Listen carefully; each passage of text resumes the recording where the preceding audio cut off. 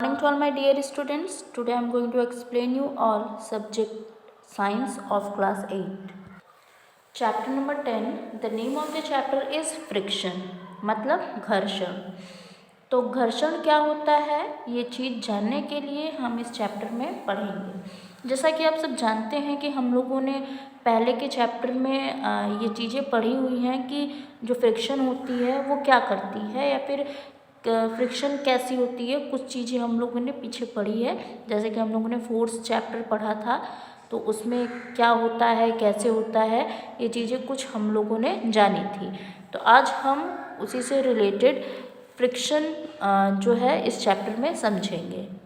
तो फ्रिक्शन को हम समझने के लिए एक एक्टिविटी करते हैं. आपको क्या करना है, एक बॉल लेना है और उसे क्या करते हैं फ्लोर पे उसे लुढ़का दीजिए. ठीक है. फिर देखिए वो बॉल जो है रोल करते करते क्या करता है, एक समय आता है जब वो अब रोल करना बंद कर देता है, मतलब वो रुक जाता है. किस वजह से, अगर वो रोल किया है तो वो किस वजह से, क्योंकि हमने उस पर क्या किया है, फोर्स अप्लाई किया है. ठीक है. और वो बॉल तब तक मतलब चलायमान रहता है या फिर मोशन में रहता है जब तक उस पर वो हमारा बल कार्यमत मतलब एक तरीके से वर्केबल होता है.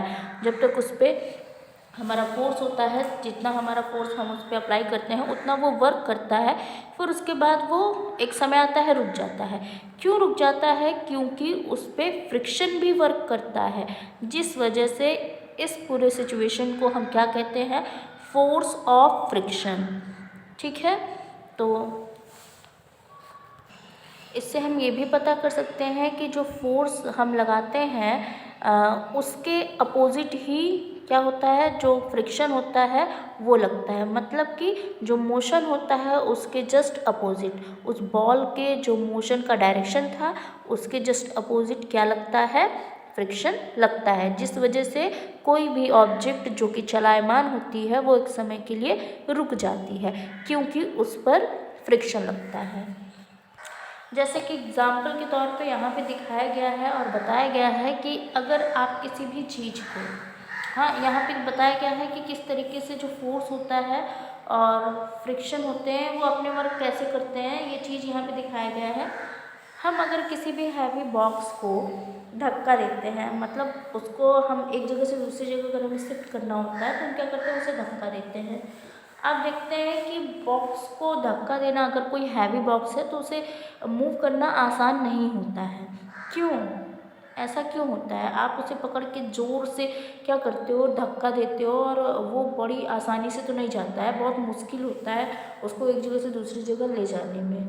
क्योंकि हम जो बल का प्रयोग कर रहे हैं उसके अगेंस्ट, मतलब उसका अपोजिट डायरेक्शन में जो फ्रिक्शन है वो वर्क कर रहा है. देखिए यहाँ फिगर में भी यही चीज़ दिखाया गया है. आप क्या कर रहे हैं, आप बल लगा रहे हैं, लेकिन जो फ्रिक्शन है देखिए नीचे से फ्रिक्शन अपोजिट साइड में अपना बल लगा रही है, जिस वजह से वो चीज़ हमको एक जगह से दूसरी जगह ले जाने में थोड़ा सा मुश्किल होता है और हमें बल का प्रयोग और ज़्यादा करना पड़ता है. ठीक है. अब यहाँ पे कुछ फैक्टर्स बताए गए हैं जो कि अफेक्ट करता है फ्रिक्शन में. जैसे कि अगर आप कोई भी देखते हैं सरफेस जो होता है वो क्या होता है कि एक सरफेस दूसरे सरफेस पे जब भी टच में आते हैं तो वो वहाँ पे फ्रिक्शन होता ही है, क्योंकि आपको सरफेस भले ही स्मूथ दिखाई देते हैं लेकिन अगर आप माइक्रोस्कोप से देखेंगे तो वो सब ही बहुत ही खुरदुरे आपको दिखाई देंगे. मतलब कि ऐसा सरफेस दिखाई देगा कि आप नॉर्मली देख सकते हैं कि उसमें कितना ज़्यादा मतलब खुरदुरा सरफेस, और जहाँ खुरदुरा सरफेस होता है वहीं पे क्या होता है, जो फ्रिक्शन की घटना होती है वहाँ घटती है. तो क्या होता है कि एक सरफेस दूसरे सरफेस के जब कांटेक्ट में आता है तो वो इंटरलॉक हो जाते हैं, जिसकी वजह से उनको वहाँ से हटाने के लिए आपको अत्यधिक बल का प्रयोग करना पड़ता है. तो ये कुछ इफ़ेक्ट्स करते हैं. कुछ क्या, हमेशा ही यही सारी चीज़ें इफ़ेक्ट करती हैं जिसकी वजह से जो घर्षण होता है वो बढ़ता है. अगर किसी भी ऑब्जेक्ट का वेट ज़्यादा होगा उसमें घर्षण उतना ही ज़्यादा होगा. ठीक है. तो एक तरीके से कहा जा सकता है कि किसी भी ऑब्जेक्ट के वेट में इंक्रीमेंट या फिर इंक्रीज रहता है तो उसमें हम मतलब दो सरफेस के बीच में इरेगुलरिटीज़ को देख सकते हैं या फिर देखने को मिलता है उतना ही ज़्यादा। ठीक है, आगे हम पढ़ेंगे टाइप्स ऑफ फ्रिक्शन। तो फ्रिक्शन के टाइप्स यहाँ बताए गए हैं, तो उसके बारे में जानते हैं। फर्स्ट है यहाँ पे स्टैटिक फ्रिक्शन। तो स्टैटिक फ्रिक्शन क्या होता है वो हम जानेंगे। यहाँ बताया जा रहा है the force which opposes the motion when the body just start moving from rest is called static friction. मतलब ये वो फ्रिक्शन है जब बॉडी लगभग क्या होती है, रेस्ट के पोजीशन में होती है, अब वो स्टार्ट होती है क्या होना, अपने मोशन में आना।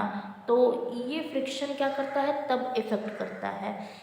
जो स्टैटिक फ्रिक्शन होता है वो मतलब जीरो वैल्यू से स्टार्ट होती है और जिस तरीके से वो ऑब्जेक्ट इंक्रीज़ करती है बस उसी तरीके से इसका जो फ्रिक्शन का लेवल है उसी तरीके से वो भी इंक्रीज़ होता है। ठीक है, now next is sliding friction. The friction which opposes the motion when the body is sliding on the other surface is called sliding friction। अब यहाँ बताया जा रहा है कि एक ऐसा फोर्स जो कि एक मतलब एक मूविंग ऑब्जेक्ट दूसरी बॉडी के सरफेस पे क्या करता है, स्लाइडिंग करता है, तब क्या होता है वहाँ पे ये स्लाइडिंग फ्रिक्शन देखने को मतलब मिलता है। जैसे कि किसी मैट को स्लाइड करना ग्राउंड में, तो इस तरीके का जो एग्जांपल्स हम देख सकते हैं। फिर यहाँ बताया जा रहा है कि जो स्लाइडिंग फ्रिक्शन है वो स्टैटिक फ्रिक्शन से क्या होता है, कम होता है। ठीक है, और ये काफ़ी एक तरीके से जो स्लाइडिंग फ्रिक्शन होता है बॉडी के स्पीड को क्या करता है, मेंटेन करता है।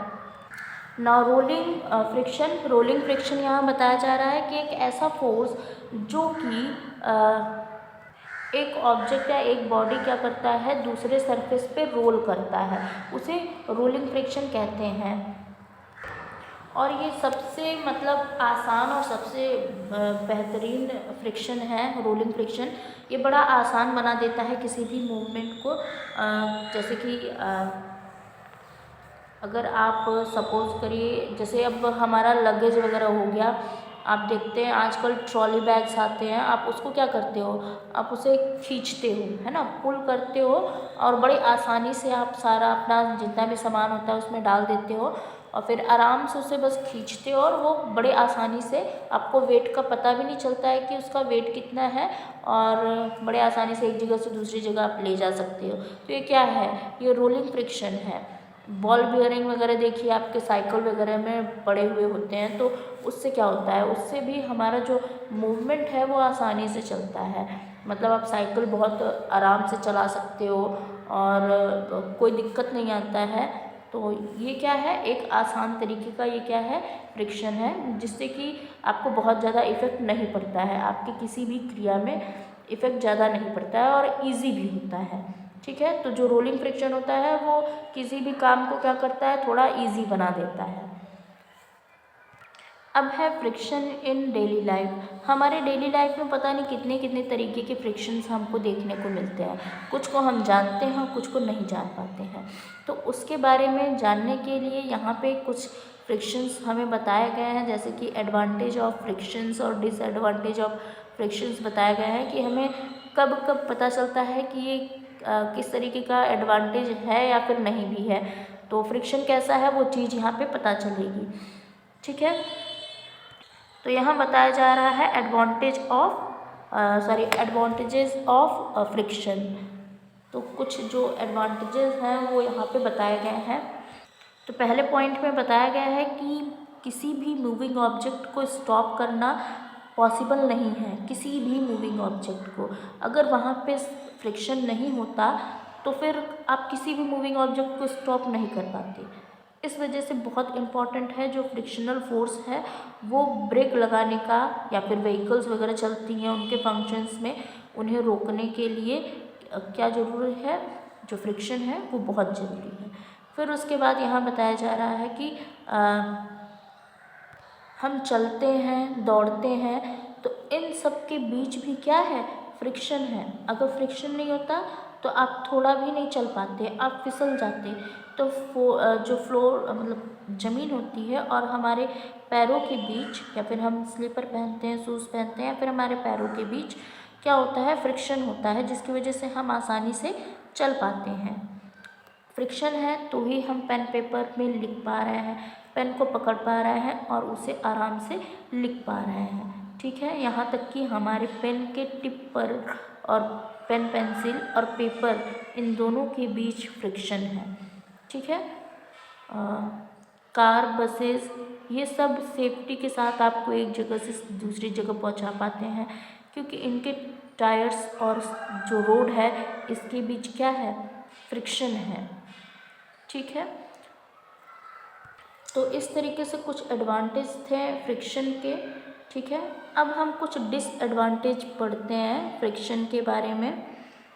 तो यहाँ बताया जा रहा है कि जो फ्रिक्शन है वो मशीन को इजी तो चलाता है, लेकिन क्या होता है कि कभी कभी ये फ्रिक्शन इतना ज़्यादा हो जाता है जिसकी वजह से मशीन में बहुत ज़्यादा मतलब मशीन गर्म हो जाती है, या फिर कई ऑटोमोबाइल्स हीट हो जाती हैं, जिसकी वजह से उसमें एनर्जी या फिर फ्यूल ज़्यादा लगने लगता है।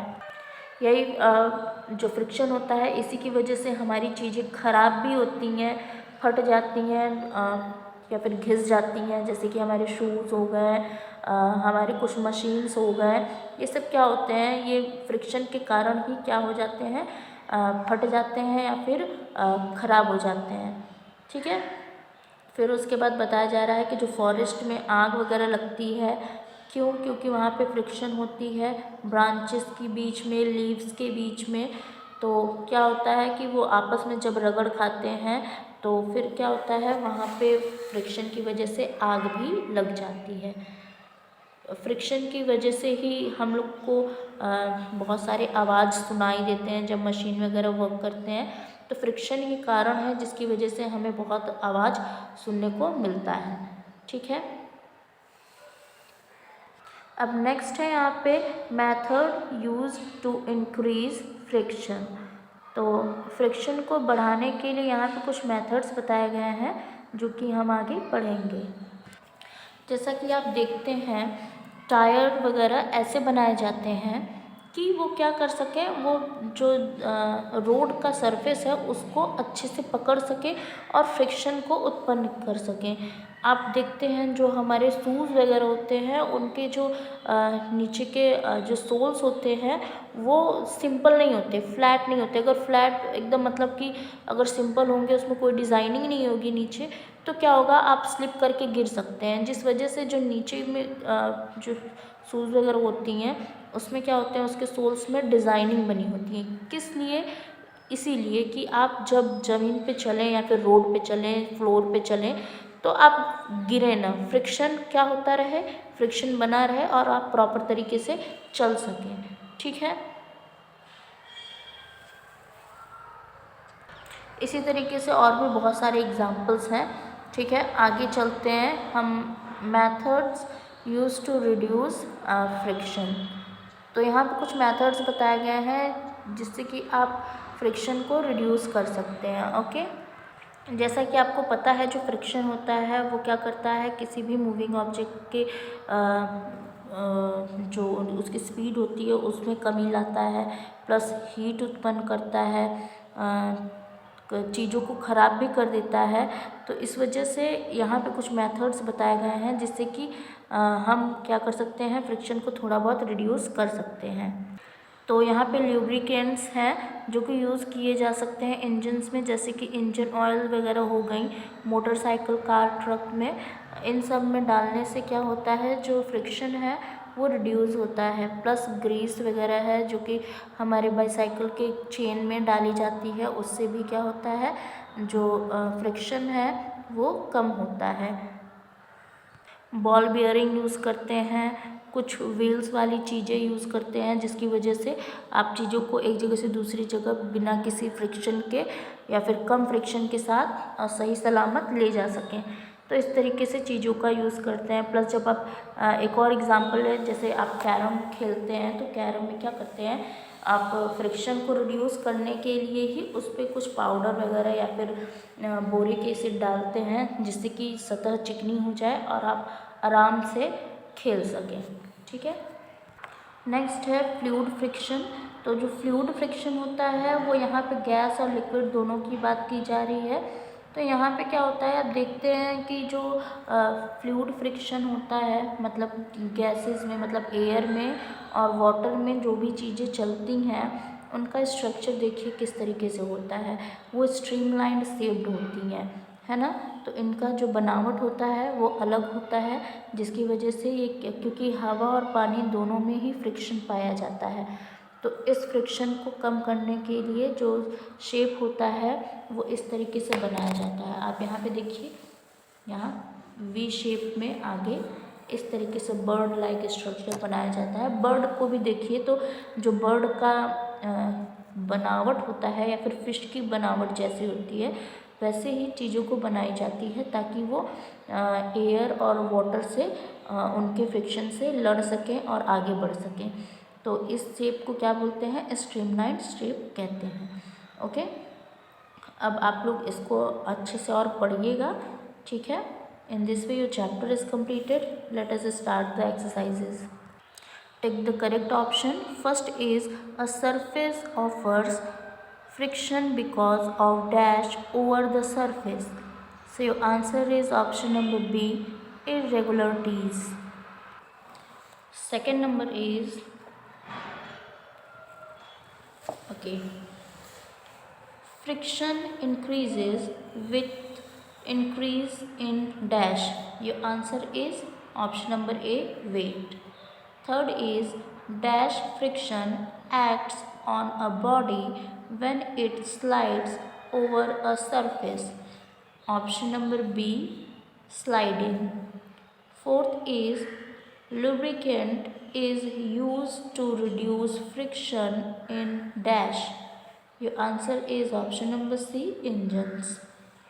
Now fifth number is bird and fishes also have dash shape.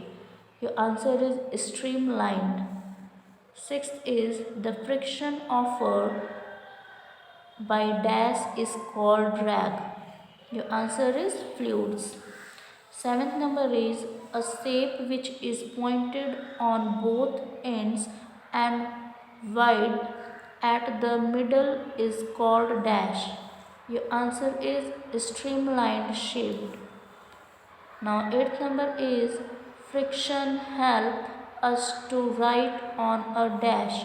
Your answer is paper. Now filling the blanks. First is the dash of two surfaces get interlocked when in contact. Your answer is irregularities.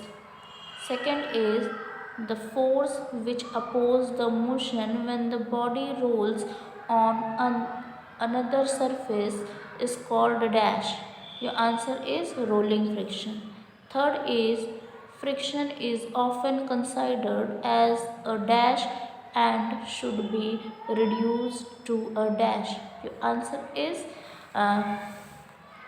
your answer is nuisance and maximum.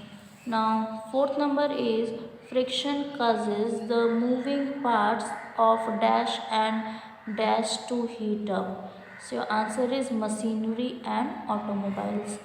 Fifth is ball bearing has small balls of dash between dash. Your answer is steel between steel surfaces. Sixth number is the shape of aeroplane, ship and boat is mid dash. Your answer is streamline. Seventh is dash applied the coarse substance on their hands to improve their gripes. Your answer is gymnastic.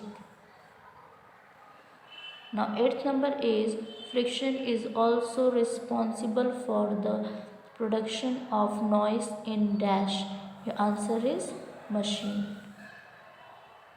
Now, match the following. First is friction, it will match in C.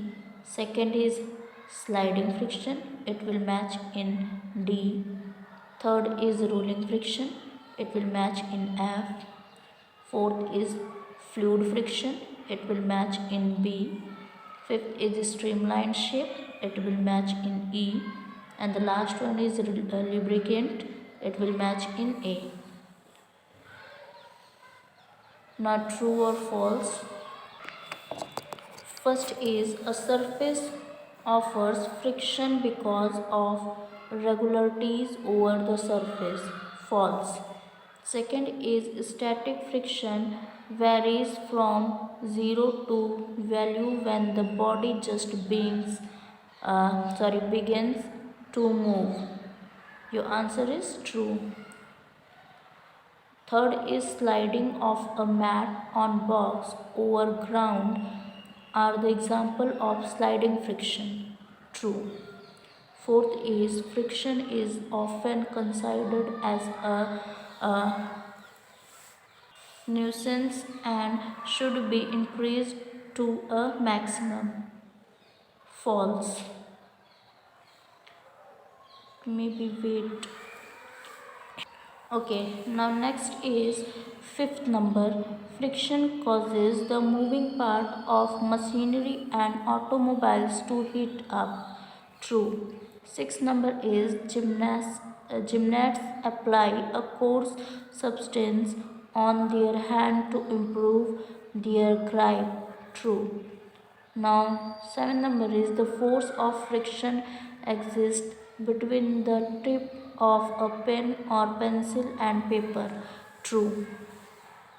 Now, the last one is the nails and screws would be able to hold things together in the absence of friction. Your answer is false. Okay, so in this way your chapter is completed. That's all for today. Thank you so much.